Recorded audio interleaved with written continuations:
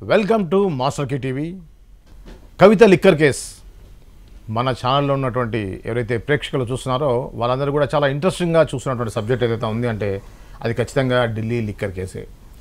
Delhi liquor case సంబంధించి మనం చాలా అప్డేట్స్ ఇస్తూ వచ్చినాం. ఈ క్రమంలో తాజాగా మనకి తెలుస్తున్న విషయం ఏంటంటే కేసీఆర్కి కవిత యొక్క ఇన్వాల్వ్మెంట్ ఉంది అనే విషయం తెలుసని, ఆల్రెడీ ఆ లిక్కర్ స్కామ్ స్టార్టింగ్ నుంచి కూడా కేసీఆర్కి పూర్తి దాని మీద అవగాహన ఉంది అని కొత్తగా వార్తలు వినిపిస్తూ ఉన్నాయి. కొన్ని వెబ్సైట్లు, వార్తాపత్రికలు దీని గురించి ఆల్రెడీ వార్తలు కూడా ప్రచురించాయి.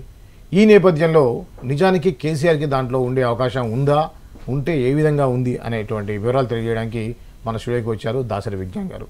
వారితో మాట్లాడి ఈ కేసు సంబంధించినటువంటి డీటెయిల్స్ తెలుసుకునే ప్రయత్నం చేద్దాం. నమస్తే అండి. నమస్తే అండి. ఏంటండి ఇది యాక్చువల్ కేసీఆర్కి ములాఖాత్ కూడా పోకపోవడము, సో ఇవన్నీ చూసి ఇప్పటివరకు ఏమనుకున్నారంటే జనాలు కవిత చేసినటువంటి పని ఇతనికి ఇష్టం లేని పని చేసిందని, ఇతనికి ఏమాత్రం అవగాహన లేదని, ఇతను తెలియకుండానే ఆ దందా చేసింది అనేది అందరూ అనుకుంటూ వస్తున్నారు. ముఖ్యంగా కేసీఆర్ అభిమానులు ఏంటంటే కేసీఆర్ ఇలాంటి వాటిలో ఇన్వాల్వ్ కాడు, కవిత చేసింది అనేది అనుకున్నారు. ఇప్పుడు తాజాగా వస్తున్నటువంటి వార్తలు చూస్తూ ఉంటే నిజంగా ఇతని ఇన్వాల్వ్మెంట్ ఉందా అనేటువంటి సందేహం అందరికీ వస్తూ ఉంది. ఈ క్రమంలో మీకున్నటువంటి అవగాహన ఏంటి ఈ యొక్క సబ్జెక్టు? నిజానికి వార్తలు వచ్చే దాంట్లో నిజానిజాలు ఎలా ఉన్నాయి? ఈ లిక్కర్ స్కామ్లో అందరి వాంగ్మూలాలు తీసుకున్నారు కదా, అలాగే అరెస్ట్ అయినటువంటి ఇంకొక అద్భుతమైన వ్యక్తి గోపి కుమరన్, ఆయన వాంగ్మూలాన్ని తీసుకున్నారు. ఆయన వాంగ్మూలంలో ఈ లిక్కర్ స్కామ్ గురించి కేసీఆర్కి మంచిగా పూర్తిగా తెలుసు అని విత్ రికార్డెడ్ ఆధారాలతో ఎవిడెన్స్లతో సహా విత్ ఎవిడెన్స్ సమర్పించారు. విత్ ఎవిడెన్స్, అద్భుతమైన ఎవిడెన్స్, ఇంకా మాట్లాడడానికి లేదు.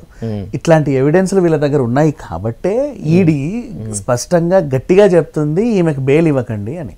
ఓకే, అందుకు బెయిల్ రావట్లేదు ఇప్పటి వరకు కూడా, ఇక మీదట కూడా రాదు. మనం మాట్లాడుకుంటూనే ఉన్నాం. తెలంగాణ ఆవిర్భావ దినోత్సవం, దశాబ్ది వేడుకలకు కూడా ఈవిడ అక్కడే ఉంటుంది. వాళ్ళ మొన్న బ్రదర్స్ డే రోజు ఏడ్చింది కదా, మళ్ళీ రాఖీ పౌర్ణమికి కూడా ఆగస్టు వరకు కూడా ఈవిడ జైల్లోనే ఉంటుంది, రాసి పెట్టుకోండి అంతే. ఇక అసలు విషయానికి వెళ్తే ఒక మంచి సాయంత్రం రోజు కేసీఆర్ అట్లా ఫామ్ హౌస్లో కూర్చొని మంచి మందు మీద కూర్చున్నప్పుడు, ఇంకా దేనప్పుడు కవిత వచ్చి అద్భుతంగా నాన్న నేను ఒక గొప్ప పని చేశాను తెలుసా అంటే, ఏం చేసి ఉంటావు? ఏం చేసి ఉంటుందిలే అనుకుంటారు. లేదు చూడు అని ఒక టీంని పరిచయం చేసింది. ఈయన బుచ్చిబాబు, ఈయన వచ్చేసి అభిషేక్ బోయిన్పల్లి, ఈయన పిల్లయ్, వీళ్ళందరూ మేమందరం కలిసి ఒక అద్భుతమైన కార్యం చేశాము. ఏంటంటే ఢిల్లీలో లిక్కర్ పాలసీ అంట, కొత్త మద్యం పాలసీ తీసుకొచ్చారు, పాత పాలసీని ఎత్తేసి.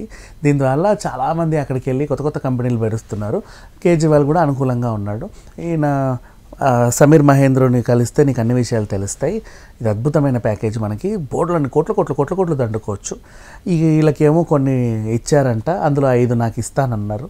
ఆ 5కి సంబంధించి నేను ఒక 100 కోట్లు అయితే ఇచ్చాను, ఒక్కొక్కటి 20 కోట్లకు చొప్పున కొన్నాను. ఇలా జరిగింది. రాజకీయాలకు పనికి రాకపోయినా సరే నా కూతురు బిజినెస్ పైగా ఎంత బాగా పనిచేస్తుందో, అద్భుతమైన బిజినెస్, నా కూతురు చాలా ముద్దొస్తున్నావు తల్లి అని చెప్పేసి దీవించి పంపించేసాడు. కానీ నేను చూసుకుంటా. తర్వాత ఢిల్లీలో కేసీఆర్ నివాసంలో ఈ సమీర్ మహేంద్రుని కల్పిస్తే బుచ్చిబాబు దగ్గరుండి సార్ ఇతనే సమీర్ మహేంద్రు అని అలా పరిచయం చేస్తే ఆయన కూడా హాయ్, మంచి డీల్ కుదిరిచావు, నా కూతుర్ని బాగుపడుతుంది, ఇప్పుడు అద్భుతంగా ఉంది మీ పాలసీ, నాకు బాగా నచ్చింది. ఇప్పుడు రాజకీయాల్లో నేను ఏదో ముఖ్యమంత్రిలో ఉన్నాను కాబట్టి ఇవన్నీ చూసుకోవడం నా వల్ల కాదు, ఎప్పుడైనా దిగిపోయినప్పుడు నేను ఖచ్చితంగా మీ వ్యాపారంలో భాగస్వామి అవుతాను, మీ వ్యాపారం నాకు బాగా నచ్చింది అన్నట్టుగా ఆయన కూడా చెప్పుకొని కంటిన్యూ అవ్వండి మా ఆశీర్వాదాలు అని పంపించేశాడు. ఇది జరిగింది.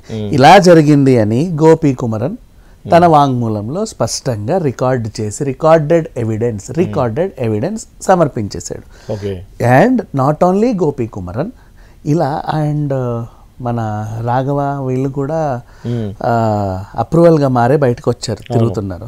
సో వాళ్ళ వాంగ్మూలంలో ఏముందనేది ఈడీ ఇంకా వీళ్ళకి చెప్పాలా. సో బోల్డ్ అన్ని వాంగ్మూలాలు ఉన్నాయి. అండ్ ప్రత్యక్ష సాక్షే ఉన్నాడు సుకేష్. ఇంతమంది ఉన్న తర్వాత ఈవిడకి బెయిల్ ఇవ్వడం అస్సలు కుదరదని చెప్పి వాళ్ళు గట్టిగా ఉండి, ఇప్పుడు గోపి కుమరన్ ఇచ్చినటువంటి వాంగ్మూలం ఆధారంగా చూస్తే కేసీఆర్ ఇన్వాల్వ్మెంట్ కూడా దీంట్లో చాలా ఉంది. దగ్గరుండి ఆయనే నడిపించాడు, ఆయన నడిపిస్తేనే కవిత నడిచింది.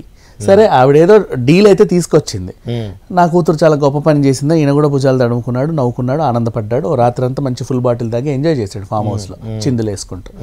ఇప్పుడు ఈవిడ చేసిన పనికి కేసీఆర్కి తెలుసు, వెనక నుంచి నడిపించాడు, ఆ ఒబేరాయ్లో జరిగిన మీటింగ్లు అవన్నీ కూడా వాస్తవమే. అండ్ సుకేష్ చంద్రశేఖర్ ఏదైతే ఆరోపించాడో మొన్న బీఆర్ఎస్ కార్యాలయం నుంచే అంతా జరిగింది అని. సో కవిత జస్ట్ ఐడియా ఇస్తే దాన్ని ఇంప్లిమెంట్ చేసి ఫుల్ ప్లెడ్జ్డ్గా దాన్ని సూపర్వైజ్ చేసి నడిపించింది కేసీఆర్. సో ఢిల్లీ లిక్కర్ స్కామ్లో కవితను మించి చక్రం తిప్పింది కేసీఆర్ అని చెప్పేసి గోపికుమారన్ వాంగ్మూలం ప్రధానంగా తెలిసింది. ఈ విషయము కేసీఆర్ కూడా తెలుసు కాబట్టి ఆయన ఢిల్లీకి వెళ్ళడానికి జంకుతున్నాడు.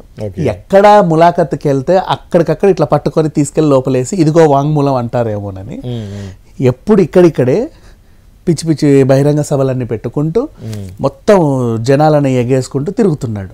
ఒంటరిగా ఎయిర్పోర్ట్కి వెళ్ళట్లా, ఒంటరిగా బహిరంగ సభలకు వెళ్ళట్లా, ఒంటరిగా రోడ్ల మీద తిరగట్లా, ఒంటరిగా కాలు బయట పెట్టట్లా, ఎప్పుడు ఆ సెక్యూరిటీని వేసుకొని. బీఆర్ఎస్ పార్టీ ఆఫీస్ నుంచే అన్ని జరిగాయి అని ఇచ్చినటువంటి వాంగ్మూలంలోనే బీఆర్ఎస్ పార్టీ ఆఫీస్ లో జరిగిన మీటింగ్ అంటే కేసీఆర్ కి అవగాహన లేకుండా అయితే జరగదు 100%.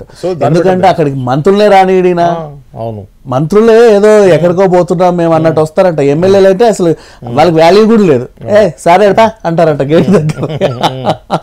ఆ రేంజ్ మనకు మొన్న కడియం శ్రీగారు వీళ్ళంతా చెప్పలా, బంగారంలా చెప్పారు. మాకు అసలు వాల్యూ ఉండదు వాళ్ళ దగ్గర, వాళ్ళే అంతా ఒకటే, దగ్గర కూడా రానివాడు అని. అట్లాంటిది మంత్రులనే దగ్గర రావడానికే జంకే దగ్గర సుకేష్ చంద్రశేఖర్ వెళ్ళి డబ్బాలలో నోట్ల కట్టలు నింపి వ్యవహారం నడిపాడు అంటే కేసీఆర్ తెలియకుండా ఉండదు 100%. సో అది వాళ్ళ కూతురుది పర్సనల్ బిజినెస్ కాబట్టి తండ్రి దగ్గరుండి చక్కదిద్దాడు. ఎలాగైతే రాజకీయాల్లో దగ్గరుండి ఆమె భవిష్యత్తు చక్కదిద్దాలనుకుంటే ఫెయిల్ అయ్యాడో, కనీసం బిజినెస్ ఉమెన్ గానన్నా నా కూతురు నిలబెడదాం, తెలంగాణ జాగృతి అని అదొకటి అప్పచెప్పారు, అక్కడ ఫెయిల్. బతుకమ్మకు బ్రాండ్ అంబాసిడర్ చేశారు, అక్కడ ఫెయిల్. అండ్ నెక్స్ట్ ఎంపీగా చేద్దాం అనుకున్నారు, అక్కడ ఫెయిల్. ఎమ్మెల్సీగా చేశారు, అయినా ఫెయిల్. అంతే, ఆమె ఎక్కడ చూడు fail fail fail fail fail. So కనీసం ఒక బిజినెస్లోనన్నా ఏమని కొంచెం ముందుకు తీసుకెళ్దాము. కొడుకు పాపం తెలివితేటలతో బాగా ఎదిగాడు, మంచి తెలివితేటలతో ఎక్కడెక్కడో విదేశాలు కూడా తిరిగేసి వస్తున్నాడు. పిల్లేమో ఎడ్డెడ్డిగా ఉంది, ఏమీ తెలియట్లా, కనీసం బిజినెస్ వేస్ కన్నా ఏమన్నా చేస్తుందేమంటే ఇప్పుడు అక్కడ ఫెయిల్. వెళ్ళి దొరికింది జైల్లో కూర్చో. అవునా, ఇందులో కూడా ఫెయిల్ అయ్యి కదా, అది సంగతి. ఎక్కడికి వెళ్ళినా నా కూతురు ఫెయిల్ అవుతుంది, లాస్ట్కి ఫ్యామిలీలో కూడా ఫెయిల్ అయ్యి నన్ను ఎక్కడ పట్టిస్తుందో అని చెప్పి ఈయన వెళ్ళడం మానేశాడు. అంటే పొరపాటున ములాఖత్ చేయడానికి వెళ్ళాడు అనుకో, ఈమె ఆల్రెడీ ఫెయిల్యూర్ మైండ్ కాబట్టి నాన్న నువ్వు చెప్తేనే కదా చేశాను, ఏం చేయమంటావు చెప్పు నాన్న అనింది అనుకో, అది కాస్త అక్కడెక్కడో రికార్డ్ అయ్యి వచ్చింది అనుకో, ఇది తెలియదు కదా. పోనీ ఆమెకి ఏమన్నా అట్లా మాట్లాడొద్దు ఇట్లా మాట్లాడొద్దు అని చెప్పాలంటే ఆమె ఎక్కడ ఉండే నువ్వు ఎక్కడ ఉన్నావు, ఈ రకంగా ఉంటది. అందుకని చెప్పేసి ఈయన ఢిల్లీ వెళ్ళడానికి భయపడుతున్నారు, ఎప్పుడు జనాలతో తిరుగుతున్నాడు. ఒక్కసారి ఒంటరిగా బయటికి రమ్మను ధైర్యం ఉంటే కేసీఆర్ కి, ఒంటరిగా ఎయిర్పోర్ట్ కి రమ్మను, ఒంటరిగా ఢిల్లీ వెళ్ళి ములాఖత్తేసి రమ్మను, ఆ చాప్టర్ ఉండదు. ఇంకా తెలంగాణలో ఆనవాళ్ళు చెరిపేస్తాను రేవంత్ రెడ్డి అండం కాదు, ఇండియాలోనే ఆనవాళ్ళు ఉండవు, తీసుకెళ్ళి అండమాన్లో వేసేస్తారు, తీహార్ కూడా ఉండదు. అది సంగతి.